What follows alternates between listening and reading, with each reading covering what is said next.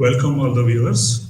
This is Dr. Ashok Kumar, Assistant Professor in Marketing and Strategy area.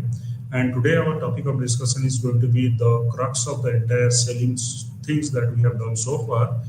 We are going to discuss sales planning, forecasting and budgeting, which is part of your MMPM 02, Block 4 and Unit 11.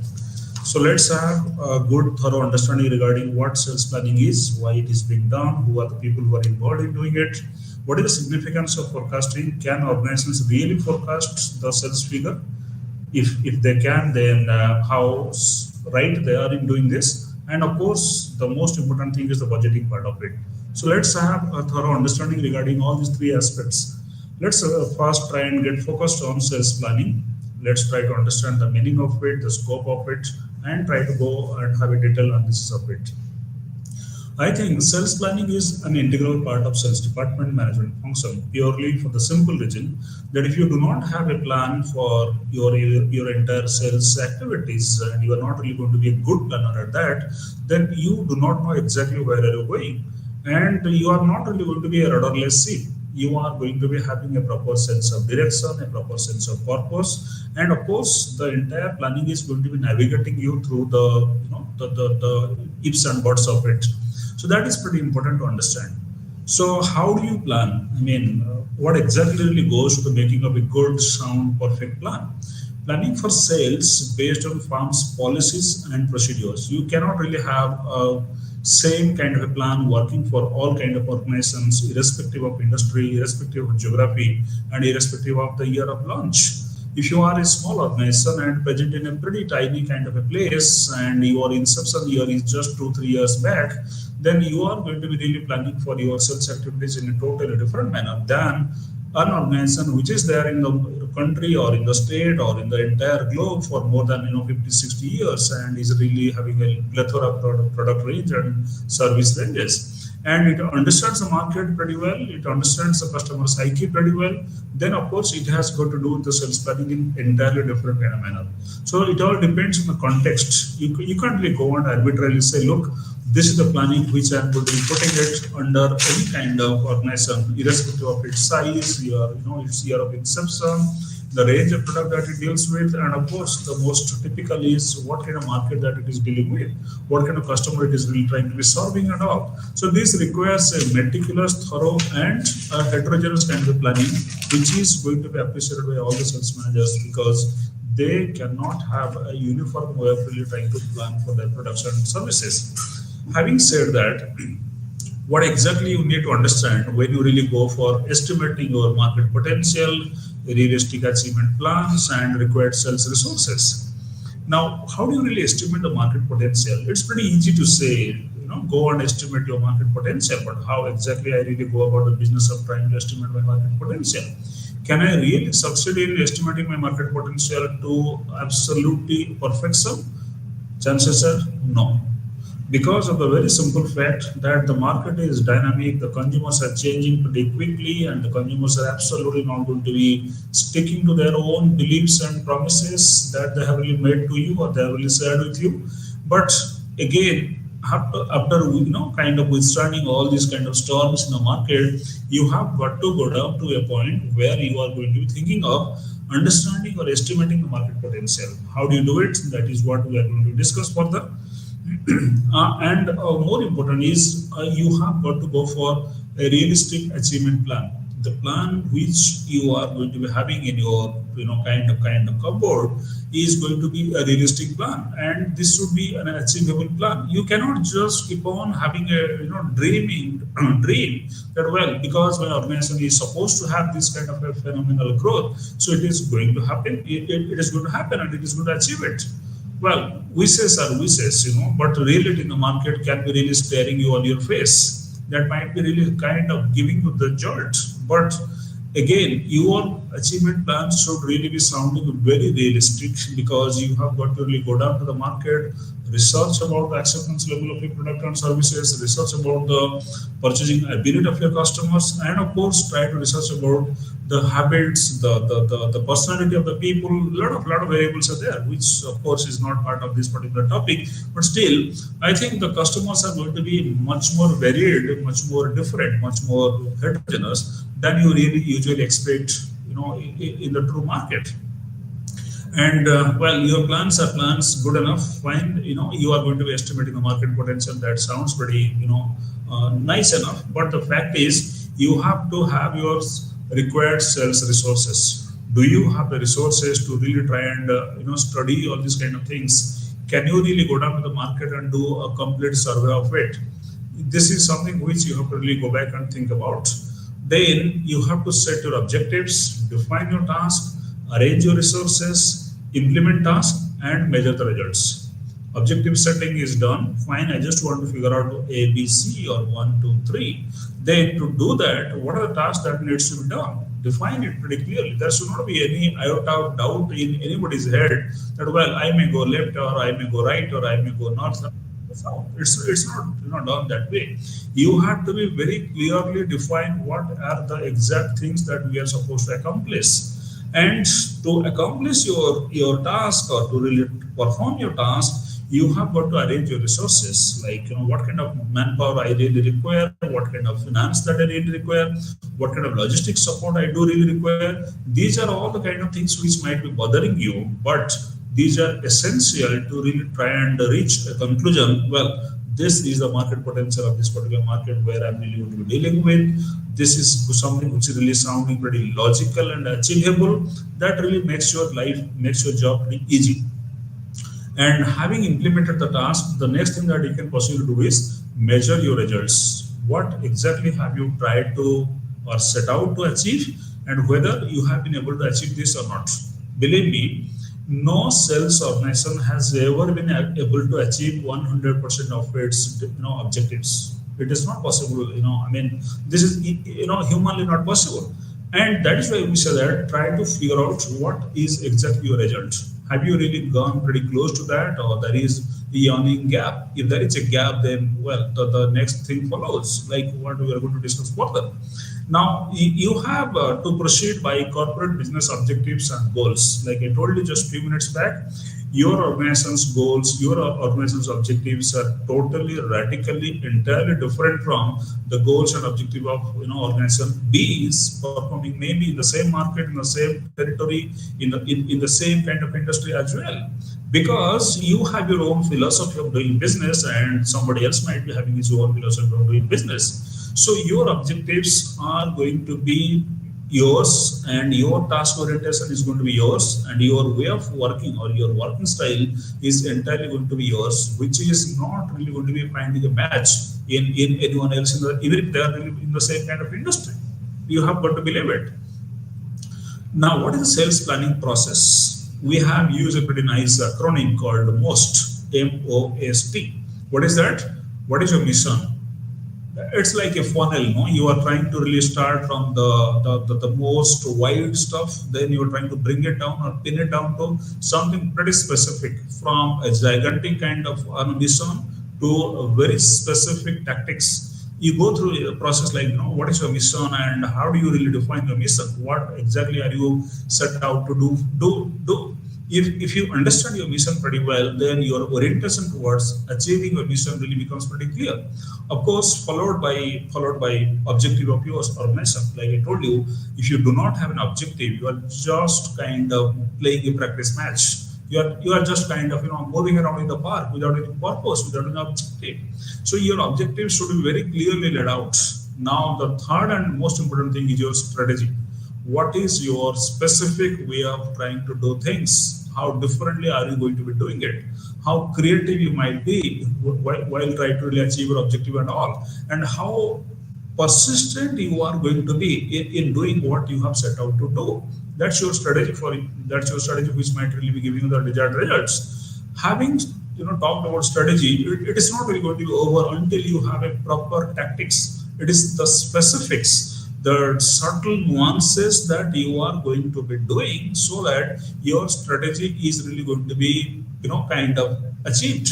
Now, with the achievement of strategy, you can also achieve your objective, and of course, with the achievement of objective, your broader mission is also going to be accomplished. Now, your sales planning process must align with the corporate strategic marketing plan. Now, what is your corporate strategic marketing plan? You have a marketing plan, like you are working to enhance your customer relationship management, or you are trying to enhance your market share, or you are trying to sell more product and stuff at it, or you are trying to building your own corporate image. Like you have got so many things to really be going for you.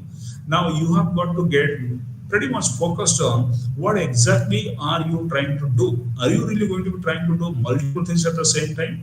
Probably no. If yes, well, you have got to really prioritize things. What is most important for me, and followed by this and this and this. If you are not really going to achieve multiple things at the same time, that really makes your job pretty easy. You have got a specific objective in your head, and you are really going to be orienting all your resources, all your channels, all your wisdom to really try to go near to that. Now, sales strategies and planning within the framework of organization-wide objective. That strategy, that planning that you are going to be doing, that should be within the framework of your objectives. Your objective is going to be giving you a sense of direction, a sense of purpose. This is what you are supposed to do. No deviation, no moving back and forth, no kind of looking forward and looking backward, no foxtrot, 2 steps forward and 3 steps backward. You are not allowed to do this because your objective doesn't really allow you to get deviated from this. Now, having said that, you have got to understand that all your sales activities should be complementing, not going against overall marketing activities. Your marketing activities and your sales activities should have a coherence, should have a proper kind of synchronization. You are trying to do this because your marketing activities are this, and your sales activities are going to be complementing it, not really going to go at cross purpose with that. Now, moving to something pretty specific, how do you do this product-wise sales planning? Well, it entails planning unit-wise sales for various products. I mean, how do you really plan for each and every kind of a product? That's what we are going to discuss. You can do it annually, you can do it quarterly, every 3 months, or you can do it monthly. It all depends on how micro you are going to get. If you want to really try to take stock of things, your sales figure, your sales data, the number of products that you have been able to sell in territory A, territory B, and territory C, by person X, person Y, person G, you have got to really try to go for monthly. If you are a little bit relaxed and try to really understand the holistic, broader, bigger picture, you can go for quarterly kind of a stuff. Or if you just want to really have a one-page graph, this is the way I'm moving up, or I'm moving down, or I'm really remaining steady, then of course you can really go for an annual kind of a sales planning. So how do you really divide the entire divisions? You can divide the entire divisions into zones, regions, areas, and territories. Like you must be knowing this, this country of India is divided into 5 big broad zones: east, west, north, south, and central. Now we are going to be bringing it down to something pretty specific, region-wise, then again more specific, area-wise, and of course micro-specific, like you can talk about the territories. So how do you determine a sales plan for each product?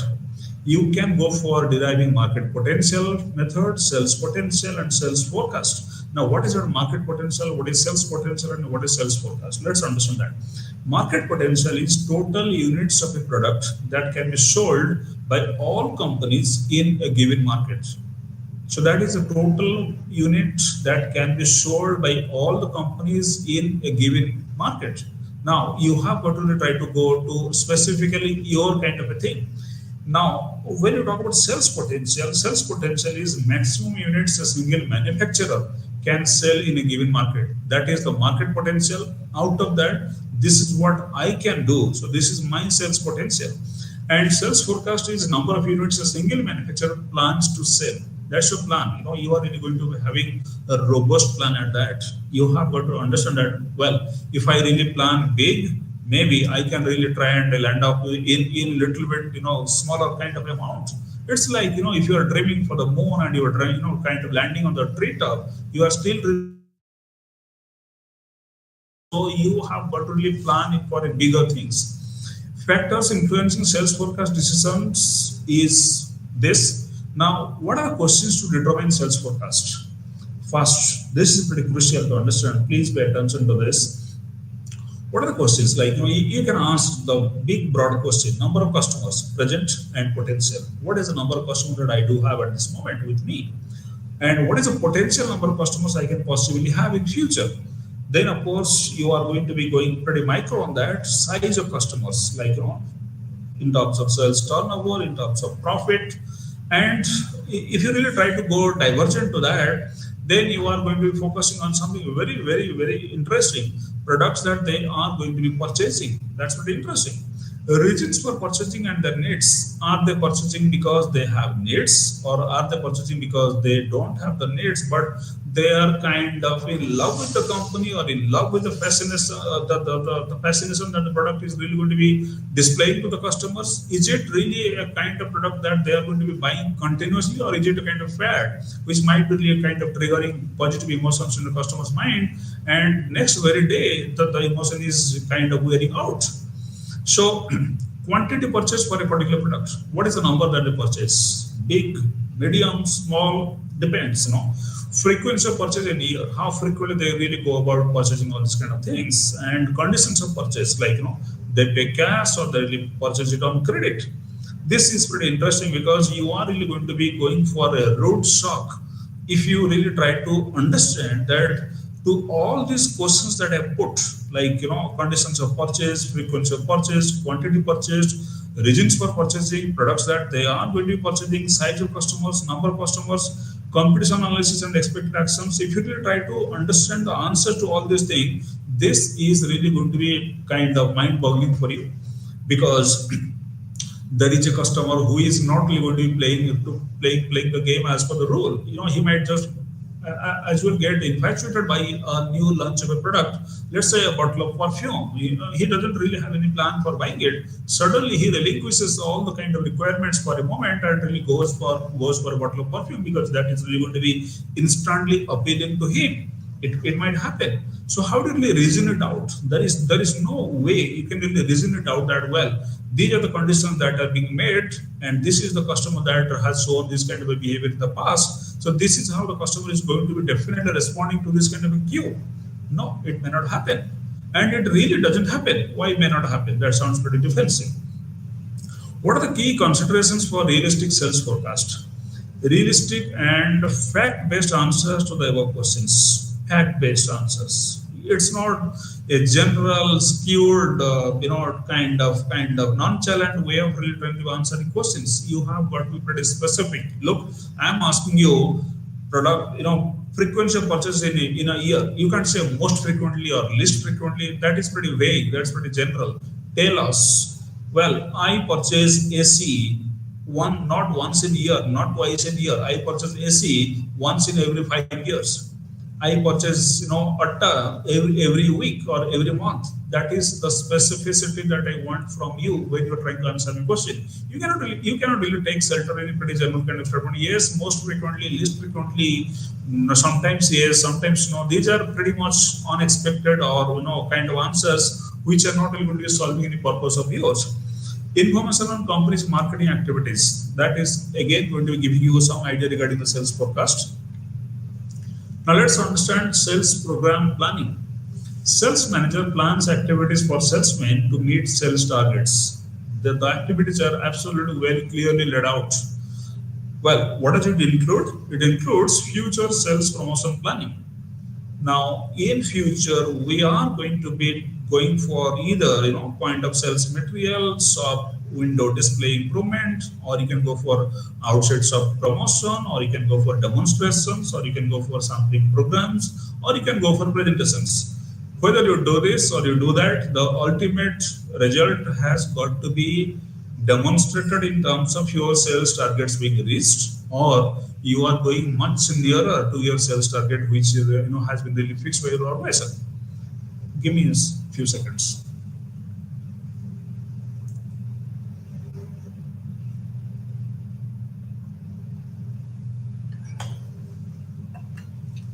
How do you plan sales manager's itinerary? Well, sales manager plans tours objectively. You are going with a purpose. You are touring to different places. You are trying to meet different clients, different customers with a purpose. Now, what is that purpose? What exactly is really going to be determining whether you go to territory A or territory B or territory C, or you meet client A or client B or client C? This is going to be very objective. Let's just try to understand one scenario, that you are the sales manager, and with you, not under you, with you, let's say 5 people are working as sales executives, and one guy complains, look, sir, this man is absolutely rude and doesn't really listen to my sales speeches. He is really buying time and all. Probably he wants that someone more influential, someone more senior, someone more powerful, someone who has got the knack of taking decisions on the spot should really try to visit this difficult customer and try to bring some kind of positive changes in him. Then you have got your job pretty well clearly cut out. You are going to be dealing with a difficult customer who is not really willing to listen to a young man, maybe, right? So that's your objective. So you consider your purpose, your activities, your objectives, and performance of your salesman. What exactly are they doing? You focus on average performance, not just above or below average. You are trying to focus on average performance, not above or below average performance. Above average performance, they can really take care of themselves. They are well equipped with all the market intelligence, with all the kind of human relation skills, and they understand the product. They have the adequate amount of product knowledge. They probably least require, I don't say not at all require, they probably least require your intervention because they are self-driven, self-sufficient, and they can really try to channelize all their energy to try to bring about a change in the customer, and of course a positive change in the customer. So you have got to really try to focus on the average performance, because an average performer is not really going down, nor is he really trying to go up.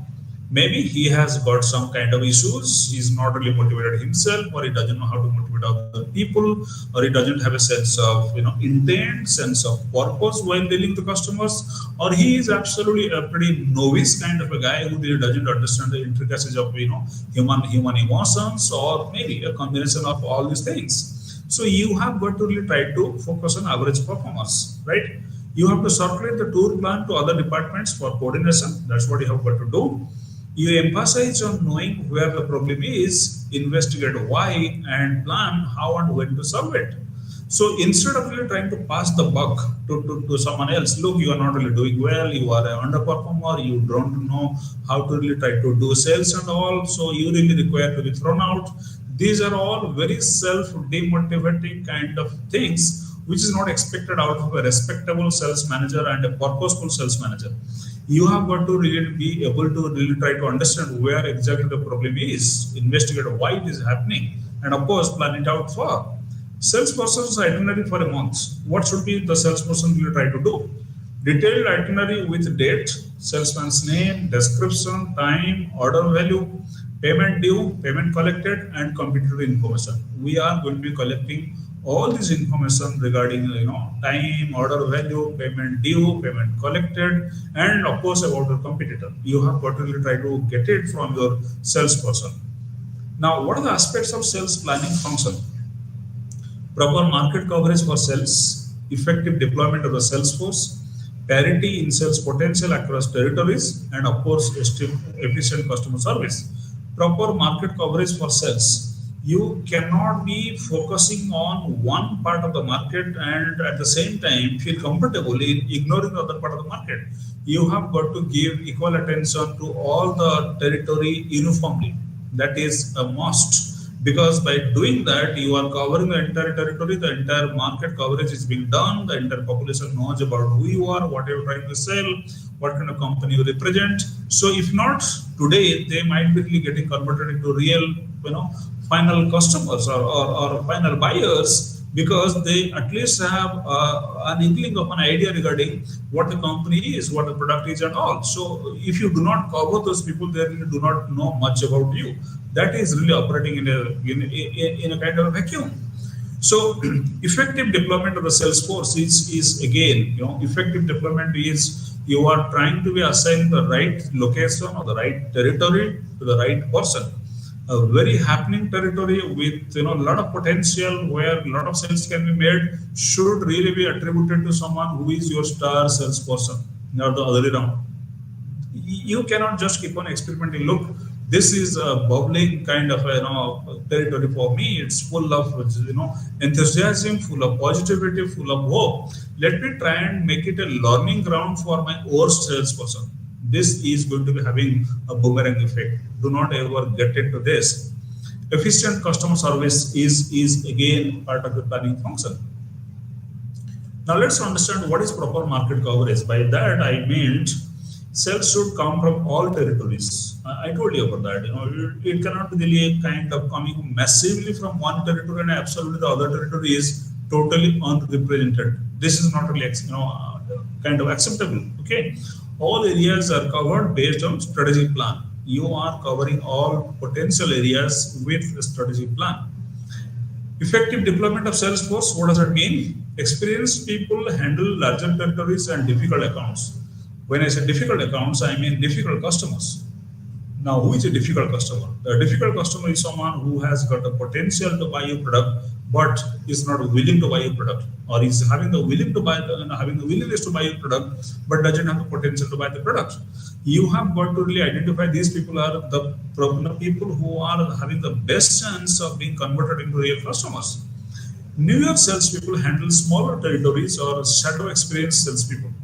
Now you are going to be working with the expert hand holding or expert advice being given by someone who is pretty senior, and he is really going to be showing you the way.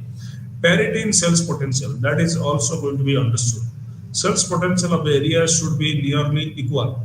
You cannot really give or assign one salesperson a very prospering kind of a territory and the other one, the second guy, with a territory which really doesn't have any kind of so-called promises. That is really going to be frustrating for the new guy. So you have got to really try to understand that this is what I need to do. Avoid significant skew to ensure similar motivation for all salespeople. Like I told you, you cannot really kind of be showing disparity in choice of your salesperson because you like someone's face. That's not going to be acceptable.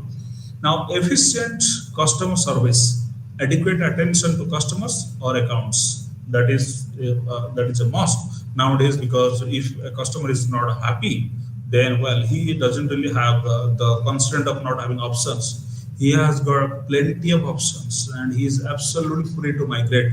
You can't really stop a customer, if he's dissatisfied with you. No customer or retail store should be left out. You are not really going to be willingly or unwillingly live out on customers. That's not really expected. Improving selling and marketing productivity. Ensure salespeople are not idle. That's something which you have got to ensure. That providing tips and tricks based on actual performance. You try to figure out what are they really doing and where is the gap. If there is a gap, you try to provide them tips and tricks based on actual performance. Frequency of calls in a month. Assign outlets for different call frequencies. That is what you have got to think scientifically. Working days in a month decided based on off days and leaves. That's how you decide things. How do you estimate sales potential? You are going to be estimating sales potential based on count of users and maximum expected purchase rate. Maximum expected purchase rate is going to be giving you a very nice idea regarding what is the sales potential of this particular territory, this particular group of customers. Okay, sources of secondary sales data is also going to be helping you out. Okay, now if you talk about qualitative sales forecasting, like you can go for Salesforce aggregate, which I'm going to explain you. You can also go for executive judgment, and you can also go for purchase survey. Now let's understand what is the Salesforce aggregate. Salesforce projects sales for customers in their territories. That's their job. They're dealing with customers day in, day out. They can really anticipate well. I might just as well go back today evening with the feeling that out of 30 customers that I have touched, out of 30, 10 have really been converted today, and out of the rest 20, the next 10 are going to be converted tomorrow. So my projection for tomorrow is plus 10. That is how they really work. So Salesforce projects sales for customers in their territories because they have got a fast-hand interface between the customers. Okay. Aggregated and reviewed at top management level. Now each and every salesperson is going to be giving his figure. You are going to be aggregating it and you are going to be reviewing. Well, is it a number that can be really trusted? Is it really going to be getting converted tomorrow as has been done by the salesperson concerned? Now again, this is preferred by industrial organizations with fewer customers per salesperson. If you go by this review and all, you cannot just review. If you are a company present in 190 countries all across the globe, and you are really going to be appointing a few lakhs of salespeople to really try and generate kind of sales in the market. So this is not something for you. This is something which is really done or practiced for industrial organizations. Now, what is our executive judgment? The second method of sales forecasting, qualitative sales forecasting. Okay, senior executives use expert judgment and economic indicators. Expert judgment, people who are experts in their particular domain, they know this industry inside out, and they have been studying this industry for last so many years, last so many decades. They are going to be giving you the economic indicators and of course offer their expert judgment to you. Now they feel that, well, this is what possibly can happen because I have been observing this industry for last so many years, last so many decades or so. Now, compared with sales forecast and differences reconciled. When you go by your executive judgment, you are trying to compare it with the sales people forecast that you have received till now, and you are trying to be reconciling the differences. Once you figure it out, well, I have got to really try to reconcile the differences. Then probably you are really going to be having a complete, bird's eye view regarding where possibly things can have really gone wrong. Popular, this method is pretty popular because of the manager trust, but not necessarily more accurate. Well, you can't say because he is an expert or he has got his own understanding of the industry for last so many years, he has to be bang on. Nothing like it. He might be giving you a very close figure which might really be certified by the Salesforce aggregate kind of a number. That is how it is. That is how it is really like. Purchase survey, commercial surveys, for example, IMRB, Indian Market Research Bureau. You had AC Nielsen and people who are specialized in this. They also provide you insights. Depends on the depth of details subscribed to. Now you are going to be really trying to understand from all this data how much trust you are going to repose on this. Now you can go for extrapolation. Like for example, you can go for the naive method. You use last period sales for the next period's forecast. What is the sale that I have really been able to generate in the last period? And based on that, my next period forecast is going to be done. Is it always going to be working? Most of the times, yes. Most of the times, no as well. So this is again going to be clearly giving you an indication of what possibly can happen. Yeah, of course, it assumes no change, simple and non-skill intensive kind of a thing. It's pretty simple, And we are also assuming that, well, last year this has happened and this year it is bound to happen. The facts may be totally different. Last year there was no natural calamity. This year there is a calamity. Last year there was no COVID-19. This year there is COVID-19. So your market projections are not always going to be, kind of a pretty simplistic and easy kind of understanding of extrapolating data from this and trying to understand that this might just as well happen in the future. Error calculated and mean absolute percentage error used for accuracy. You can also go for moving average, like average actual sales with forecasted sales for the next period. That's good. Period can be 1, 2, 3. Example provided with a moving average of forecast can be really found in many good organizations where they really prefer moving average method than the naive method. Percent rate of change. You are going to be calculating the percentage change between last year and this year's data. If the change is positive, then you expect that more positive changes are going to be going your way. If the change is negative, you might just as well anticipate that, well, there is going to be more negative changes for me. Unit rate of change. can be one another other kind of factor. Similar to percent rate of change, but uses counts. That's the difference. You might just face something more tricky, like leading indicator. You are going to be predicting sales trends based on changes in the economy. You are trying to take the broader kind of metrics, like change in the economy. If the change in the economy is towards positive, towards better, then you feel that, well, your product also stands a chance of being picked up more by the customer, because the customer's earning potential has gone up, and their spending potential should ideally go up. Ideally, I mean, nothing is promised. You're using indicators like stock prices, new orders, housing sector growth. People are going to be buying more of products. They are investing more on stocks and all. Stock prices are going up gradually. Housing sector is really having a steady growth. This is going to be a very clear indicator regarding people have really started spending more on things which they were not doing 1 year or 2 year back. You are going to be helping yourself with signal towards the economy in advance. Well, this might happen. Another method can be exponential smoothing. For example, you have got moving averages method with the different weights for recent and past sales data. That is exponential smoothing for you. Line extension can be another, where you introduce a new product based on the existing product line. You are pretty happy because your existing product line have really been consistently delivering you good quality sales. Now you understand that, well, the time has come when I can probably add add another new product to the existing product line, because I have already generated that kind of fame, that kind of trust with the customers. Now is the perfect time for me to really launch just an extension of the product line that is already existing in my product portfolio. So you are using existing market share and you are trying to introduce new choices. Now you know that this is the market share that I do have. This is the population that I have in my fold, and you are trying to be introducing new choices for the customers. Now, how do you really deal with this? It all depends on whether the choice of new product that you're going to be launching are really good enough for you or not. Now let's move to something pretty interesting: quantitative forecasting. Now, what is that quantitative forecasting? Quantitative forecasting can be done in so many ways. One among them is multiple regression. What do you do here? You are using the statistical technique for sales forecast at various levels. Dependent and independent factors are considered. Model parameters are generated by regression process, and flaws addressed by performing linear regression on the logarithm of actual data. I mean, this is just kind of impossible to really try to explain you in greater detail what multiple regression is and how can that be really used as a quantitative forecasting method. Apart from that, you have got this econometric forecasting, where you talk about a varied process based on availability of historical data. You are helping to predict change in overall economic activity. Now, what you're trying to do is you are predicting the change in overall economic activity based on your econometric forecasting.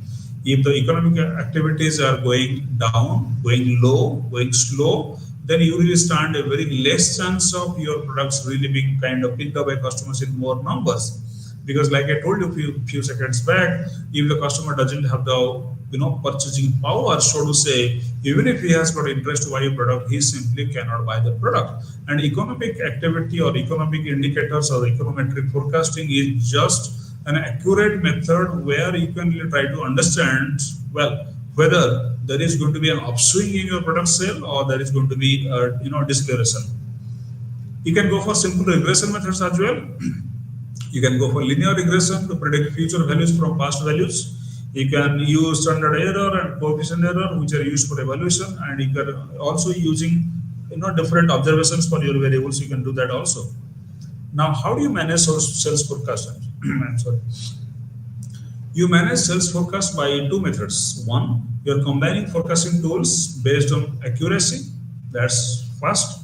Second, you are adjusting for macroeconomic conditions and validating with executive experience. Your macroeconomic conditions are your macroeconomic conditions. That is one part of the story. The other part and the more important part is, do you really validate that with your executive experience or not? Persons who are experienced in the industry, persons who have got the prior knowledge regarding what is really the trend like and how things have really moved in the last few years or decades, They are also going to be validating your macroeconomic conditions. Is it really a bubble that is really going to burst, or is it really that going to be lasting for pretty long? What to do when sales forecasts differ? That's very interesting. You have your sales forecast and your actual figure is something totally different. How do you really deal with that? You have got to try and go for a root cause analysis for variations. What is the real reason for that? You are going to be exploring regions at different levels: retailer, territory, branch, region, where exactly things have gone wrong. If things have gone wrong with the territory, then you have to really map out the territory once again, plan it out further. If it has gone wrong at the branch level, then probably you have to really try and change the entire perspective of how the branch people really think about the product and services and the customers and all. If it is regarding the retailer, then you have got to really try to understand why the retailer is not really giving that kind of a priority while selling the product and all. Why for the retailer your product is not a fast choice to try and kind of tell it to the customer. That is what you have got to understand. Common regions are like include subjectivity, price changes, aggressive competition. What are the common regions, like subjectivity? Subjectivity is something which is really the way an individual thinks. How do you think and how does the other customer think? There is absolutely going to be a perceptual gap, a perceptual kind of differences. Okay, price changes. There is a sudden price change, so your sales forecast has got to suffer. If the price has really gone down, probably in India the number of customers is really going to be swelling up. If the prices have really gone up, the number of customers might really come down. This is a pretty simplistic way of really trying to understand things, but there might be other factors. Like for example, you have the aggressive competitor who has really been going one step ahead of you all the time to really try to show you in a kind of a kind of a different light.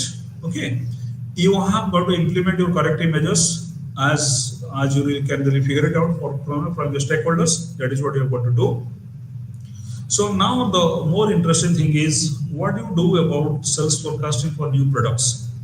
If the product is new and you are going to be doing a sales forecasting, you are absolutely moving in total, complete unknown territory. How do you really try and get into that?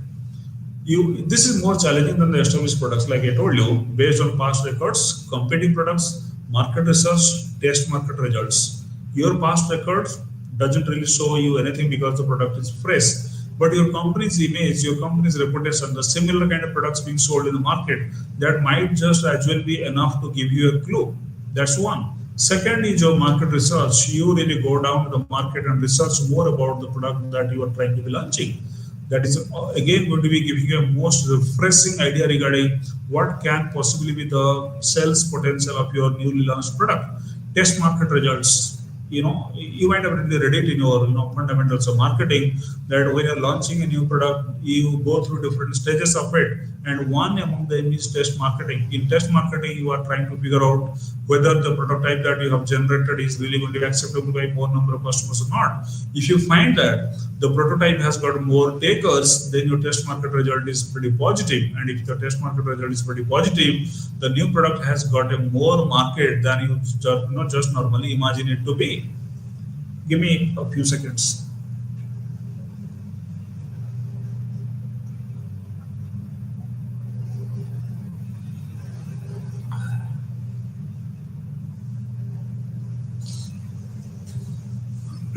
Consideration of substitute products and their behavior.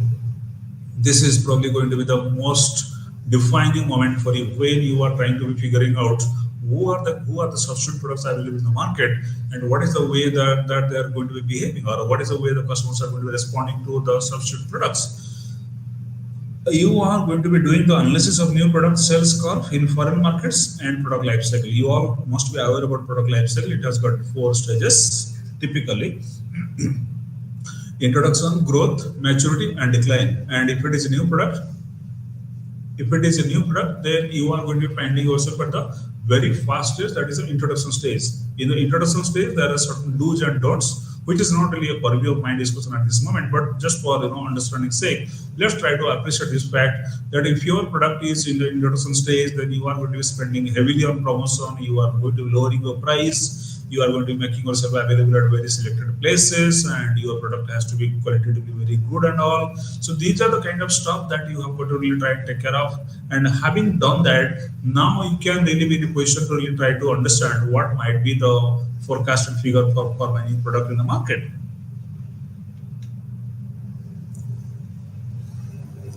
It can be done in couple of ways. Like you can go for a variation of existing product. You are using sales volumes of existing products in the market. That's one way to understand things.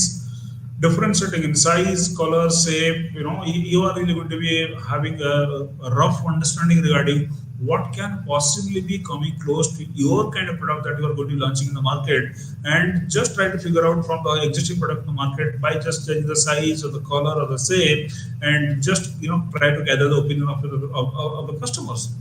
The forecast is going to be based on close or similar products or similar categories. That is what I have already told you. You can go for the other method, judgmental forecasting. In judgmental forecasting, you are going to be having no historical data available. Now, Delphi technique can be used. Interactive forecasting with panel of experts. That's a Delphi technique where you are going to be taking the opinion of the seasoned people who understand and are constantly researching about the market and the territory and the industry and your company and all. They know everything. They understand the way the market is going to be evolved, and the market has evolved in the last few years and all. So you are going to be doing a forecasting with those kind of experts, with you. Scenario forecasting can be another. For example, you are going to be considering various potential scenarios. It's like, if this happens, then what? If scenario A happens, then what are the kind of sales that I'm going to be getting? If scenario B happens, then what is going to be the kind of scenario, the situation that I'm having? For example, to be sounding more specific, let's say scenario one, I have got plenty number of competitors who are absolutely ruthless competitors with regard to me. They're absolutely pretty close competitors of mine. That's scenario A. If I am going to be having the chance of hiking my market share by 1%, then I have to really try and fight a bitter fight with tooth and nail with my competitors. Scenario B, I have plenty of competitors, but the difference between me and the number two competitor is absolutely huge. So I really don't have to really fight that bitter a fight with my competitor to really try to enhance my own market share. Scenario C, there is only one competitor who is capable of threatening me and is really pretty close to me in terms of market share and all, but the rest all are absolutely laggards. There is no way that they can really kind of recoup and try and get it across me. So in that case, you have to identify what is my scenario. Is it A or is it B or is it C? If it is A, you have got a different strategy. If it is B, sorry. If it is B, you have got an entirely different kind of strategy. If it is C, also yes, you have got to really plan out something totally radically different. Now, let's understand what is forecasting by analogy. You are going to be drawing parallel with similar kind of products. If product X is similar to product X1 of yours, then you are going to be more prone to understand what is really happening with product X in the market, because my product is just about similar, not exactly identical, but just about similar to what is really already available in the market. That's another way. So let's understand what is the meaning and importance of sales budgeting. Sales budget as a planning tool. You are going to be outlining the essential task and estimated cost for sales objectives. Sales budget as an instrument of coordination. You are going to be drawing upon backward and forward linkages within the marketing mix. I hope you understand the marketing mix, the traditional 4 Ps or the 7 Ps or the 8 Ps, and nowadays people are talking about 32 Ps. But fundamentally, we are dealing with the backward and forward linkage with the product, price, place, and promotion. The traditional 4 Ps, which are still intact and which are really going to be giving you a very nice clue regarding what might be really your budget for your entire activities. Sales budget as a tool of control. It is going to be serving as a benchmark for comparing actual results. What result exactly have you got? And this is really going to be a benchmark for you. Now what I need to tell you is that you are going to be enabling variance analysis and adjustments for better planning. That is what you can possibly do. So this is a pretty interesting thing that is really going to be understood for having more knowledge regarding sales budget. What are the methods of sales budgeting? Affordable method, rules of thumb, competitive parity, objective and task method. Well, let's understand. Now, what is an affordable method? Used by firms dealing in capital industrial goods. You have to really try and understand that. Rules of thumb based on a percentage of sales common in mass selling goods. This is the sales that I have been able to generate in a in a revenue year, and this is the percentage that is fixed for my sales budget and all. So if the revenue goes up, the percentage is steady and the amount really goes up. If the revenue comes down, the percentage is steady intact, the revenue also comes down. This is a pretty common kind of a thing which you really do in mass selling goods. Now, competitive parity can be another. This is used by large companies facing tough competition. Competitive parity is you are trying to be, understanding the fact that I have got to really try and take decisions based not on what I am capable of, rather based on what a company which is a big competitor of mine is trying to do. Your job is trying to take kind of clue from the best competitor that you do have. You can have objective and task method, like this is again going to be determining budget by identifying sales objectives and related tasks. So what is your objective? What is your sales objective? And what is the related task that you are going to be performing in order to achieve your objective? If that is what you really understood well, then your budget fixation is going to be pretty easy for you. You can have zero-based budgeting. For example, you initiate from zero basis, justifying all expenditure. That's one method. You are again limited by its elaborate and time-consuming process. These are the drawbacks of it. Zero-based budgeting. How do you prepare sales budget? You have got few methods. One among them is bottom-up planning. This is a tentative budget developed at each organizational level. You really go down to the very kind of bottom level of your organizational hierarchy and try to collect information from all the people involved at the bottom of it. And as it really moves up, you are trying to be orienting each and every department, each and every activity, like what kind of plan that you are having for your next one kind of financial year and all. So that is one approach. District, regional, divisional, and top executives contribute to the final budget. It starts from a district, moves up to region, then the division, then the national and all. That is a bottom-up planning for you, where you are starting from ground zero. Common items in sales budget are salaries, direct selling expenses, commissions, benefits, office expenses, advertising, and promotional materials. Let's understand budget implementation and feedback mechanism. You have got actual budgetary control. You have got actual budgetary control where you are going to be thinking of quotas or standards set against actual performance. I think this is understandable. Variances analyzed for corrective action. If there is any variance of what exactly you have really set out as your quota and standards, and actual performance, if there is a variation, then you have got to really try and take corrective actions to rectify things or to restore normalcy, as they say. Two courses of action can be improve performance for budget adherence. Well, that is what every company always dreams of doing, dreams of achieving. Improve your performance for budget adherence. Budget is fixed. You have got to improve your performance so that the budget is really going to be kind of strictly adhered to. Revise the budget based on changed conditions. That may be more kind of practical, more kind of the normal way of really trying to work out things. Your budget gradually gets revised because the conditions keep on evolving. Like I have already told you many times, in a market scenario, you cannot really keep things fixed, which is absolutely not in your control. Because things are not in control, you cannot have a strict watertight compartment kind of an approach while trying to fix your budget. So you should be ready to revise your budget based on the changing conditions. You can monitor the variances like quarterly sales budget format for tracking and taking corrective action can be done.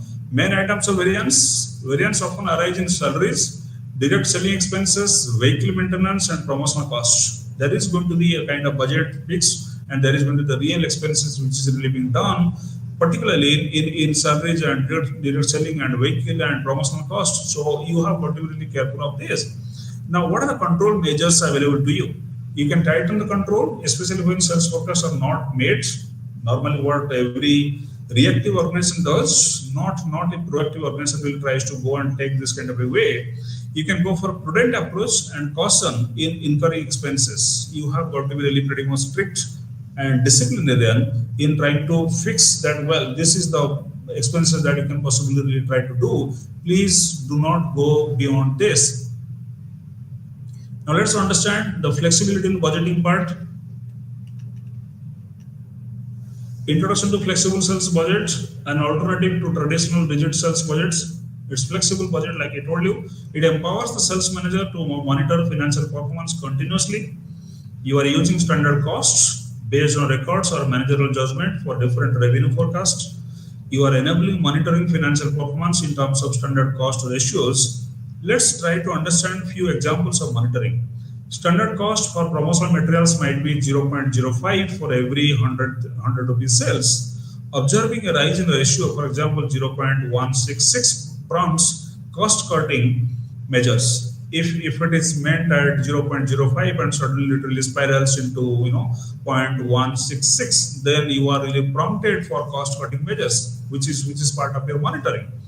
Adoption beyond large companies. Initially limited to large firms, now small companies also embrace flexible budgeting. Now everybody understands that, well, the budgeting has to be flexible because you can't be too strict about too many things. You are also allowing for adaptation to changes in market conditions. Well, that is inevitable because as you must have really studied in your fundamentals of marketing, that the market conditions are continuously evolving and you have adapt to the changes. If you cannot, then your budget is totally going to be having a negative impact on your kind of resource allocation and all. So how do you really go for this inter-item reallocation? You are going to be providing flexibility for reallocating expenses and resources. That is a must. You have to be really providing flexibility for reallocation of your expenses and resources. You cannot be too strict and say that, look, this is the resource that we have provided to you and you cannot really go 1 inch above or beyond this. This is not going to work. And even like I told you, a few seconds back, even nowadays the smaller organizations are really taking recourse to that kind of planning and all. Your resources cannot be really kind of fixed and totally kind of you can't really get stuck in that particular kind of a measure and all. You have to provide flexibility because your expenses might just really kind of go for upward kind of a growth. You are also trying to addressing changes in market conditions, allowing for dynamic adjustments. Now, what is a dynamic adjustment? Dynamic adjustment is when you are keeping a kind of an eye on things which you are seeing to be really evolving in front of your very own eyes. Now, for example, like let's say there is certain unrush of kind of competitors in the market, and in one financial year you have really seen the rush of kind of 3-4 very big, very smart, very agile kind of competitors in the market. Now what do you do about it? You can't really help much. You have to really go for your dynamic kind of adjustments because the market conditions have really gone for a massive turnaround. Now you cannot be really relying on your old-fashioned methods, old-fashioned ways of really trying to be restricting yourself to what exactly has been decided by the so-called bosses in the budgeting section and all. Now, to sum up, what we have really done so far is, like, we have understood what sales expenditure overview is. You can go for annual or monthly plan for selling expenses. That's one. If you ask yourself, what is really being done? Do they really plan for monthly expenses? Probably no. Do they plan for annual? Most probably yes. So what are common expenses? Like I told you, the common expenses include salaries of your staff and all, commissions for the sales people who have really achieved more than what was really their kind of fixed quota and all. And of course, you are going to pay people for their social security, travel, office supplies, lot many things. These are the sales expenditure that possibly you can really do. And you can go for video conferencing and expense reduction, which have really kind of become the new normal, you can say. You are now trying to reduce your expenses because you now understand that video conferencing is a better option to cut down on your travel and your related costs, where you really do not have to really spend your manpower around really trying to travel from place A to place B. You are not only saving on your travel budget, you are also trying to save on your most precious time. That's pretty important to really understand. It also reflects, on evolving cost-saving strategies in sales organizations. Now, this is continuously studied, continuously microscopically being understood. Now, what best way we can really try to cut down our costs? Because spending money unnecessarily or on unwanted things is not really going to be adding any kind of value to my bottom line. That is what a small organization or a medium organization or a micro organization or even a mega MNC have really understood to their pairing. Now, what is the role of budgeting? That also we have studied. Like, it helps marketing managers decide the optimal marketing mix. What is the best mix that I can really, have for myself? You are utilizing your spreadsheets for detailed analysis by product categories, geographies. That's very interesting. You really try to have a different logic for product category. You are not really going to be feeling happy or excited because your sales have gone up. You are really going to be feeling happy if your sales of each and every product that is really available on a platter to the customers are really having an equal kind of a jump.